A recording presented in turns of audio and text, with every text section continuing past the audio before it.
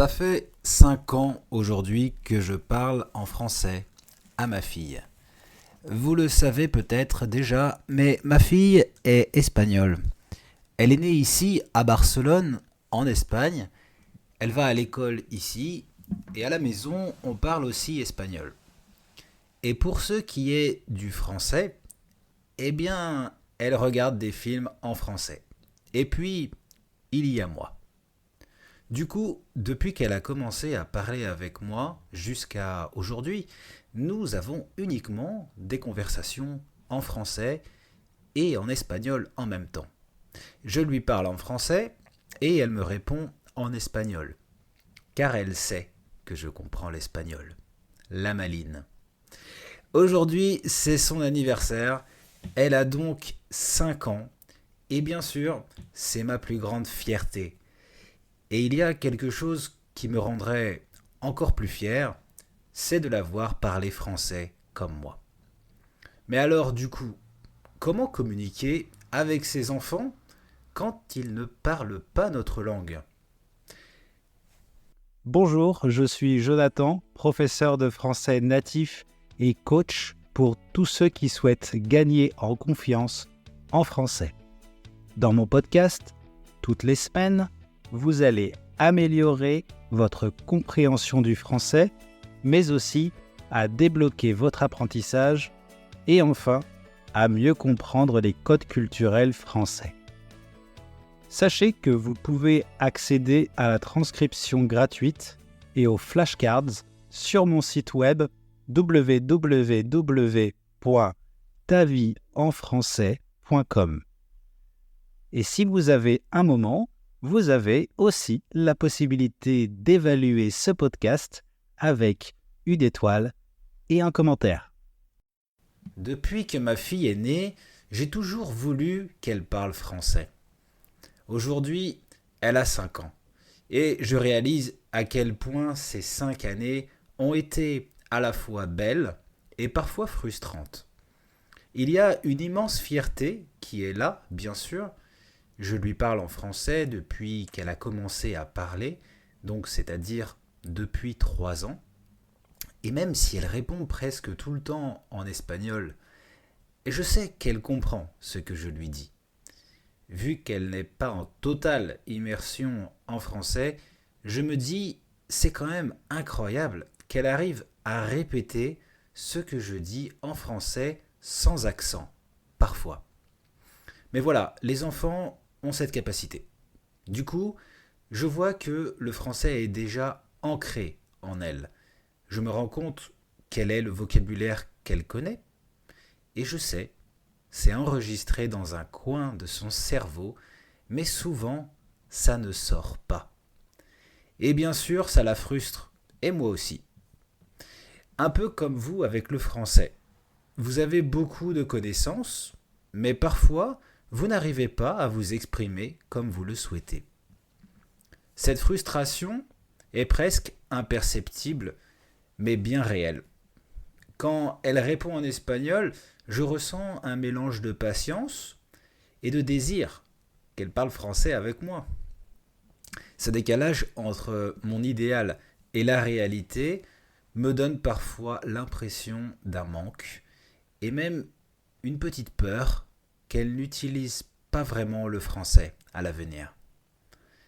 À ces 2 3 ans, j'ai beaucoup insisté pour la faire répéter en français. Ça marchait par moments. Je pensais que c'était la meilleure des manières. J'enseigne le français. Je sais comment on apprend une langue. Et je veux appliquer ces connaissances dans ma propre famille. Mais c'est vrai que ça me met un peu de pression. J'ai envie de réussir cette mission pour elle, mais aussi pour moi. Bon, mais finalement, maintenant, elle a grandi et elle me dit qu'elle préfère parler en espagnol. Ouf, ça c'est dur. Quand elle me dit ça, c'est comme si mes efforts ne payaient pas. Et dans ces moments-là, je ne sais pas trop quoi lui répondre. Du coup, il y a une inquiétude qui revient parfois. Je me demande, est-ce que je fais assez d'efforts pour qu'elle parle français comme moi? Est-ce que son environnement espagnol ne sera pas trop dominant pour elle? Mais il arrive des moments où elle me dit une phrase en français alors que je ne lui ai pas demandé. Quand ça arrive, je l'avoue, ce sont des super moments. Dans ces moments-là, je n'ai qu'une envie, c'est qu'elle continue à parler en français. Alors parfois, je lui demande si elle veut bien essayer de continuer, tout en la félicitant de ses efforts. Mais souvent, elle refuse. Elle veut rester dans sa zone de confort. Je la comprends, c'est vrai. Mettons-nous à sa place. Pourquoi faire encore des efforts quand elle en a déjà fait assez à l'école? Malgré ces moments d'incertitude, je ressens surtout une immense motivation. Chaque mot, chaque phrase qu'elle prononce en français me remplit de joie. Même les petites réussites, comme un simple merci ou bonjour, dit spontanément, ça me donne l'impression que tous mes efforts portent leurs fruits. Et ça me rend fier. Pour moi, transmettre ma langue maternelle à ma fille, c'est une façon de lui donner une partie de moi, de mon histoire et de mon identité. J'ai un mélange d'émotions entre fierté, patience, légère, inquiétude et espoir. Je crois que c'est ça qui définit mon quotidien avec elle. Il y a toujours un équilibre à trouver entre encouragement et liberté. Ce n'est pas évident, mais je suis motivé malgré les inquiétudes. D'ailleurs, en parlant de motivation, la grande difficulté, c'est que c'est à moi de rechercher une motivation pour elle. Elle n'est pas née en se disant « Oh, tiens, il faut que j'apprenne le français ». Elle ne sait pas encore ce que peut lui apporter cette langue dans le futur. Vous êtes adulte, vous avez une motivation pour apprendre le français. Eh bien, dans mon cas, je dois trouver des idées qui lui permettent de s'imaginer un futur en français. Par exemple, je lui dis, si tu parles français, tu pourras te faire encore plus d'amis. Je lui dis qu'elle pourra jouer avec les enfants de mes meilleurs amis français aussi. Elle les connaît et elle s'entend très bien avec. C'est mon rôle de lui apprendre qu'on peut aimer apprendre une langue. Je le tourne sous forme de jeu. Par exemple, on va jouer à compter jusqu'à 20 en français. C'est sûr, ça donne plus envie que de dire qu'on va faire des mathématiques en français. Et même ça, parfois, ça ne marche pas. Pourquoi? Eh bien, ça dépend du moment. Des fois, je pense avoir une bonne idée, mais non, ce n'était pas le moment de la proposer, parce qu'elle est trop fatiguée, par exemple. D'ailleurs, maintenant qu'elle exprime mieux ses émotions, elle me dit directement qu'elle est trop fatiguée. Et encore une excuse en plus, la pauvre. Je la comprends. Elle devient de plus en plus consciente, et ça aussi, j'ai la sensation que ça rend plus difficile mon objectif. Plus le temps avance, plus elle trouve des excuses, et plus j'ai l'impression que c'est plus difficile de la faire parler français. Toutes ces petites choses, mises bout à bout, rendent l'apprentissage plus lent que ce que j'aimerais. Et parfois, je me demande si je fais vraiment assez, ou si je devrais en faire plus pour qu'elle ose parler français avec moi. Il y a parfois des situations un peu gênantes quand je parle français avec ma fille. Par exemple, quand nous sommes à son école, à Barcelone, je lui parle en français. Et les gens autour de nous me regardent, parfois avec curiosité.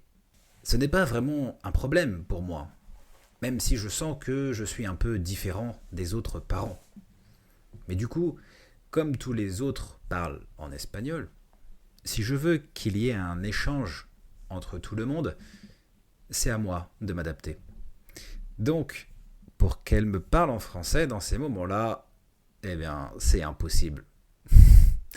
Parfois, quand je continue à lui parler en français, devant tout le monde, j'ai parfois peur que les autres se sentent exclus ou qu'ils trouvent ça un peu bizarre. Alors je me retrouve à jongler entre les deux langues, et ce n'est pas toujours simple. Surtout quand ma fille me dit Papa, il faut parler espagnol, sinon les autres ne comprennent pas. Ce à quoi je réponds Oui, bien sûr, c'est ce que je fais avec les autres et avec toi. Eh bien, je ne peux pas. D'un côté, je veux rester cohérent et lui parler toujours en français. De l'autre, je ne veux pas mettre les autres mal à l'aise. Mais si je lui parle en espagnol, c'est uniquement parce que je veux que d'autres comprennent aussi. Et puis, il y a des moments plus personnels. Quand je lui dis quelque chose de tendre, ou quand j'essaie d'avoir une conversation un peu plus profonde avec elle, dans ces cas-là, si elle me répond uniquement en espagnol, je ressens une petite distance. J'aimerais qu'elle utilise le français, parce que c'est ma langue de cœur. Mais j'ai remarqué quand même quelque chose. Elle me parle plus en français quand elle a l'instinct de survie. Pas tout le temps, mais c'est là où elle parle le plus français. C'est curieux, comme si elle n'avait pas le choix.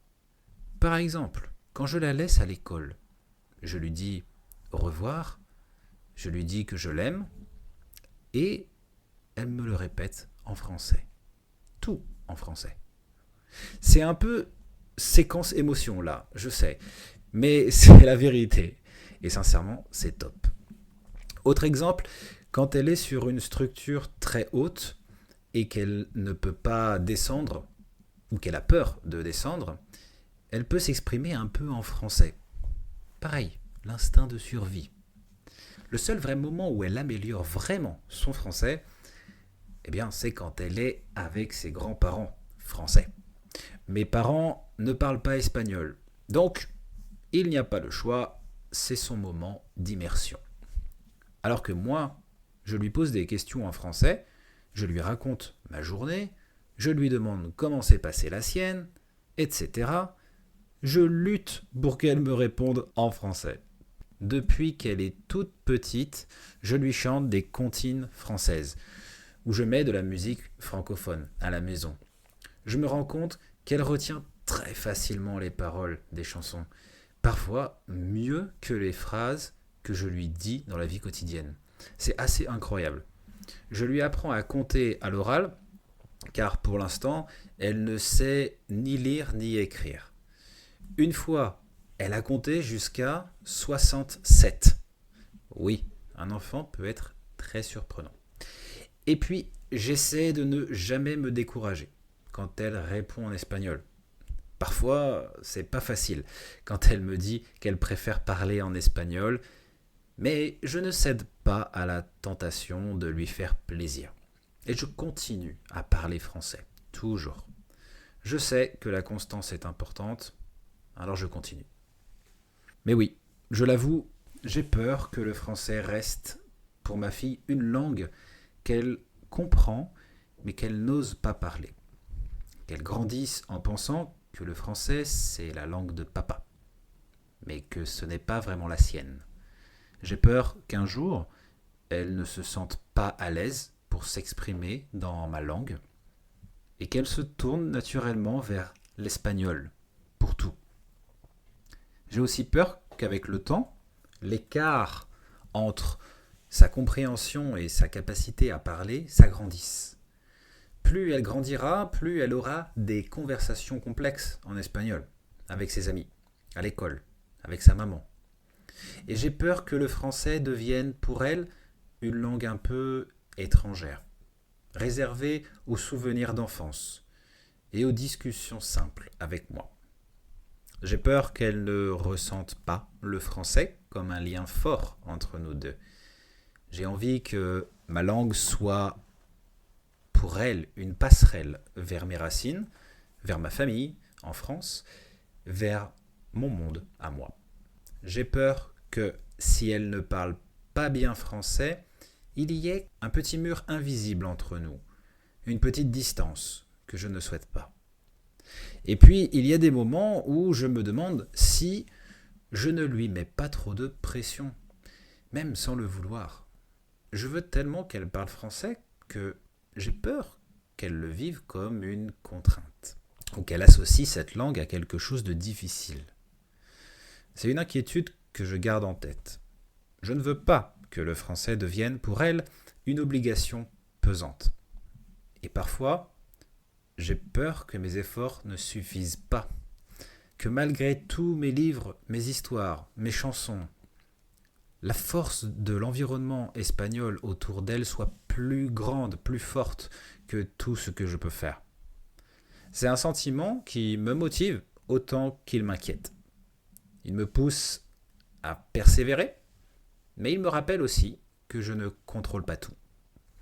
Je sais que je ne peux pas porter ce projet tout seul. Si je veux vraiment que ma fille parle français comme moi, il faut que ce soit une décision de famille. Pas seulement mon effort individuel, mais ma femme a un français pour l'instant débutant, même si elle comprend pas mal ce que je dis à la maison en français. Donc petit à petit, j'essaye de donner au français une vraie place à la maison, même si l'espagnol est notre langue commune. Nous pouvons décider que certains moments de la journée ou certaines activités se font uniquement en français. Par exemple, pour l'instant, les repas, les dîners, on essaye en français. Bon, sauf quand maman est trop fatiguée de sa journée, ce que je comprends. Ça ne veut pas dire qu'on bannit l'espagnol, mais qu'on crée des espaces où le français devient un peu plus naturel. J'aimerais lui trouver des activités où elle peut entendre d'autres enfants parler français, ou aller plus souvent en France, voir ma famille, les enfants de mes amis français, etc. Avec ma femme, on en parle ouvertement. Elle essaye de m'aider en encourageant notre fille à utiliser quelques mots en français à la maison, ou simplement en valorisant l'effort de parler cette langue. C'est important que ma fille sente que ce n'est pas seulement la règle de papa, mais quelque chose que nous soutenons, tous les deux. Je crois aussi que nous devons décider, en tant que parents, d'être patients. C'est un long chemin, apprendre une langue. Il y aura des phases où elle ne voudra pas parler, ou préférera toujours l'espagnol. Il faudra alors éviter de transformer le français en obligation ou en conflit, je pense. Je suis conscient que notre rôle, c'est de garder le français présent et vivant, sans que cela devienne une source de tension. Et puis, on verra à l'avenir. Pour l'instant, le projet est de rester à Barcelone, mais qui sait, il y aura toujours des opportunités pour qu'elle utilise un peu plus le français. Encore une fois, je ne veux pas imposer des choix qui lui enlèvent sa liberté, mais je crois qu'il faut saisir chaque occasion où elle peut entendre, lire ou parler cette langue. Voilà pour cet épisode un peu introspectif, non ? Introspectif d'un papa inquiet, comme vous aurez pu l'écouter. Si vous regardez la transcription, vous verrez pas mal d'utilisation du subjonctif aujourd'hui. Allez-y, jetez un coup d'œil. D'ailleurs, je vous rappelle que vous pouvez toujours pratiquer avec moi, subjonctif ou autre. Vous apprenez à vous structurer tout en gagnant en confiance en français dans mes cours. Si ça vous intéresse, je vous laisse le lien dans la bio pour un appel gratuit avec moi. Merci encore de m'écouter chaque mercredi, c'est toujours un vrai plaisir pour moi. J'espère que c'est aussi votre cas. Et pour terminer, n'oubliez pas, la patience est la seule solution à la frustration. À la semaine prochaine les amis. Ciao!